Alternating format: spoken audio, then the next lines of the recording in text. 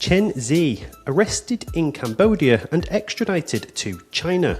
And the US just seized $15 billion in Bitcoin connected to his operation.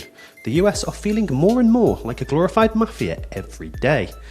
This was one of the largest digital asset forfeitures in American history.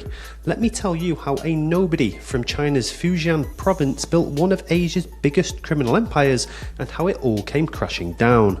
Chen was 37 years old. On paper, he was a legitimate businessman. Founder of Prince Group, one of Cambodia's largest conglomerates, political connections at the highest levels. He was also senior advisor to the Cambodian government at ministerial rank, personal advisor to both the former Prime Minister Hun Sen and his successor Hun Manet. That is one hell of a CV.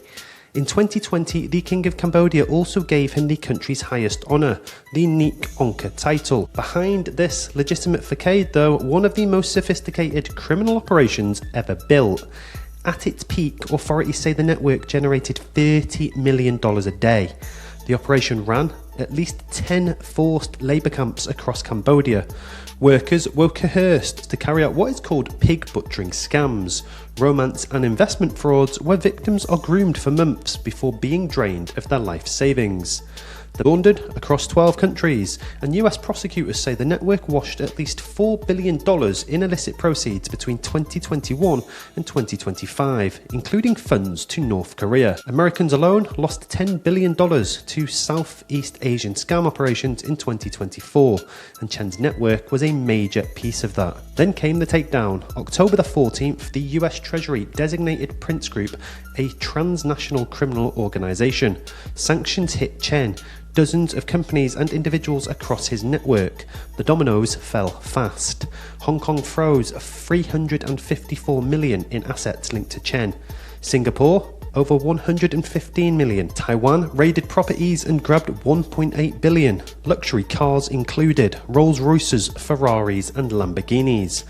The network's reach extended into Thailand, Taiwan, Singapore and the UK, even the British Virgin Islands. Cambodia's intentionally opaque registries let it flourish for years.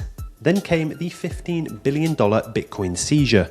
US authorities described it as one of the largest in history, and Chen's extradition to China seals the end of an empire. Chen Zhi built a $30 million a day scam machine behind a legitimate business empire. Now he's in custody, his Bitcoin's in American hands, and the victims, well, they're still currently counting their losses.